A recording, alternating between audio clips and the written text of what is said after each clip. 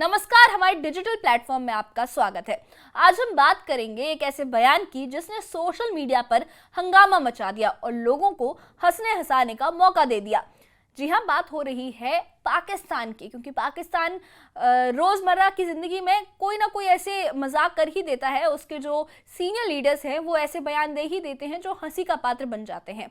हम बात कर रहे हैं पाकिस्तान के रक्षा मंत्री ख्वाजा आसिफ के उस बयान की, जिसमें उन्होंने ये दावा किया कि उनके देश के हैकर्स ने भारत के आईपीएल स्टेडियम की लाइट्स बंद कर दी थी और यहां तक कि बांधों के गेट भी खोल दिए थे। आखिर क्या है इस बयान की सच्चाई और क्यों बन गया ये हंसी का पात्र? चलिए इसकी पूरी कहानी आपको बताते हैं। ये कहानी शुरू होती है अप्रैल 2025 से, जब जम्मू कश्मीर के पहलगाम में एक भयानक आतंकी हमला हुआ। इस हमले में 26 लोग मारे गए, जिनमें ज्यादातर पर्यटक थे। भारत ने इस हमले का जिम्मेदार पाकिस्तान समर्थित आतंकी संगठन लश्कर-ए-तैयबा के सहयोगी द रेजिस्टेंट फ्रंट को ठहराया। जवाब में भारत ने 6 से 7 मई की रात को ऑपरेशन सिंदूर शुरू किया, जिसमें पाकिस्तान और पाक अधिकृत कश्मीर यानी पीओके में 9 आतंकी ठिकानों को निशाना बनाया गया। इस ऑपरेशन में 100 से ज्यादा आतंकियों को मार गिराया गया। इसके बाद भारत और पाकिस्तान के बीच तनाव चरम पर पहुंच गया। 8 मई को हिमाचल प्रदेश के धर्मशाला में आईपीएल के मैच के दौरान स्टेडियम की लाइट्स अचानक बंद हो गई थी।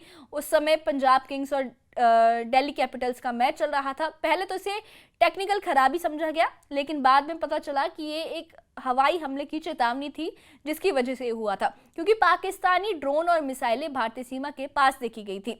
सुरक्षा कारणों से बीसीसीआई ने आईपीएल को एक हफ्ते के लिए रोक दिया था, लेकिन बाद में टूर्नामेंट पूरा हुआ और आरसीबी ने पहली बार आईपीएल की ट्रॉफी जीती। अब आते हैं इस कहानी के सबसे मजेदार हिस्से पर। 14 जून 2025 को पाकिस्तान की संसद में रक्षा मंत्री ख्वाजा आसिफ ने एक ऐसा बयान दिया जिसे सुनकर लोग हैरान रह गए और हंसते हंसते लोटपोट हो गए। उन्होंने कहा कि हमारे साइबर वॉरियर्स ने भारत में आईपीएल मैच के दौरान स्टेडियम्स की लाइट बंद कर दी और भारतीय बांधों के गेट खोल दिए। उनका इशारा धर्मशाला में 8 मई को हुए उस आईपीएल मैच की तरफ था जो रुका था, क्योंकि उस समय युद्ध के से हालात थे। इसके अलावा उन्होंने ये भी दावा किया कि उनके साइबर वॉरियर्स ने भारत के बिजली ग्रिड को भी बंद किया था। ख्वाजा आसिफ यही नहीं रुके, उन्होंने अपनी सेना की तकनीकी ताकत की ऐसी ऐसी बातें कही कि सुनने वाला दंग रह जाए। सुनने वाले सारे दंग ही रह गए। उन्होंने कहा कि उनके पास ऐसी तकनीक है कि जो देश उन्हें फाइटर जेट्स देते हैं वो भी हैरान है कि पाकिस्तान ने उनमें क्या जादू किया है, लेकिन इन दावों का कोई सबूत नहीं है, कोई सबूत दिया नहीं गया। और हाँ, ये वही ख्वाजा आसिफ है जिन्होंने पहले दावा किया था कि पाकिस्तान ने ऑपरेशन सिंदूर के दौरान भारत के 5 फाइटर जेट्स मार गिराए हैं और सबूत पूछने पर कहा था कि ये तो सोशल मीडिया पर है। ख्वाजा आसिफ का ये बयान जैसे ही सोशल मीडिया पर पहुंचा, लोगों ने उनकी जमकर खिल्ली उड़ाई। एक यूजर ने लिखा कि पाकिस्तान पहले अपनी बिजली का बिल तो चुकाए, फिर हमारी लाइट्स बंद करने की बात करे। एक अन्य यूजर ने कहा कि पाकिस्तान में तो बिजली की कटौती रोज की बात है और ये भारत के बांध हैक करने की बात कर रहे हैं। लोग ये भी पूछ रहे थे कि अगर पाकिस्तान के पास इतनी शानदार साइबर तकनीक है तो उनके अपने देश में बिजली की समस्या क्यों नहीं सुलझती।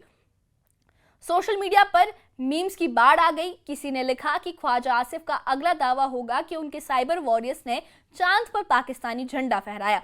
एक और पोस्ट में कहा गया कि पाकिस्तान का अपना कमांडो शो चल रहा, अपना कॉमेडी शो चल रहा है और ख्वाजा आसिफ इसके सुपरस्टार है। सच तो यह है कि धर्मशाला में लाइट्स बंद होने की वजह हवाई हमले की चेतावनी थी, ना कि कोई साइबर अटैक।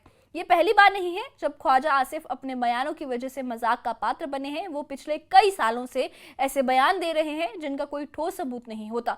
मई 2025 में जब भारत ने ऑपरेशन सिंदूर के तहत पाकिस्तान में आतंकी ठिकानों पर हमला किया, तब ख्वाजा आसिफ ने दावा किया कि पाकिस्तान ने भारत के 5 फाइटर जेट्स को मार गिराया। लेकिन जब उनसे एंकर ने ये उनसे पूछा कि अच्छा ऐसा हुआ है तो आप उसके सबूत दीजिए, तो वो बस इतना कह पाए कि ये सब सोशल मीडिया पर है। एंकर ने उन्हें टोकते हुए कहा कि आप रक्षा मंत्री हैं, सोशल मीडिया की बात नहीं कर रहे हैं हम। इस इंटरव्यू में भी, ये जो इंटरव्यू हुआ था, इसने भी खूब सुर्खियां बटोरी और इस पे खूब मीम्स बने और ख्वाजा आसिफ की खूब खिल्ली उड़ी। इसके अलावा एक और टीवी चैनल पर इंटरव्यू में ख्वाजा आसिफ ने माना था कि पाकिस्तान ने 1980 के दशक और 9/11 के बाद पश्चिमी देशों के लिए आतंकवादी संगठनों को सपोर्ट किया था। उन्होंने कहा कि हमने 30 साल तक अमेरिका और पश्चिमी देशों के लिए गंदा काम किया है।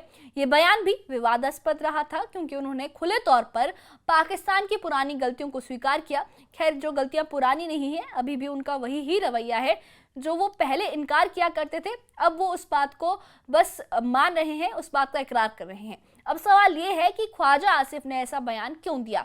कुछ विशेषज्ञों का मानना है कि यह बयान पाकिस्तान की जनता का ध्यान घरेलू समस्याओं से हटाने की कोशिश थी। पाकिस्तान इस समय भयानक बिजली संकट, आर्थिक तंगी और बेरोजगारी से जूझ रहा है। ऐसे में इस तरह के बयान देकर सरकार लोगों का ध्यान भटकाना चाहती है और अपनी जनता को ये दिखाना चाहती है कि वो भारत के खिलाफ कुछ बड़ा कर रहे हैं। लेकिन सच्चाई ये है कि ख्वाजा आसिफ के दावों का कोई सबूत नहीं है। ना तो आईपीएल की लाइट्स बंद होने की कोई साइबर अटैक की पुष्टि हुई है, ना ही भारत के बांधों के गेट खोलने का कोई सबूत मिला है।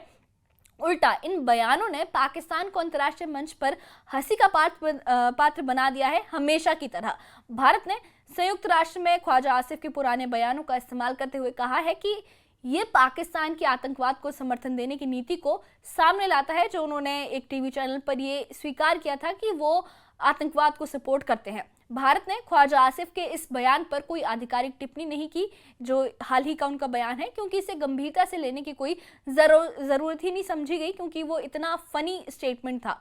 भारत का ध्यान अभी भी आतंकवाद के खिलाफ अपनी नीति को मजबूत करने पर है। भारत ने कई देशों को ऑपरेशन सिंदूर के बारे में जानकारी दी और अपनी आतंकवाद विरोधी नीति को दुनिया के सामने रखा। अंतर्राष्ट्रीय समुदाय में भी ख्वाजा आसिफ के बयान को गंभीरता से नहीं लिया गया। कई देशों ने इसे पाकिस्तान की घरेलू राजनीति का हिस्सा माना।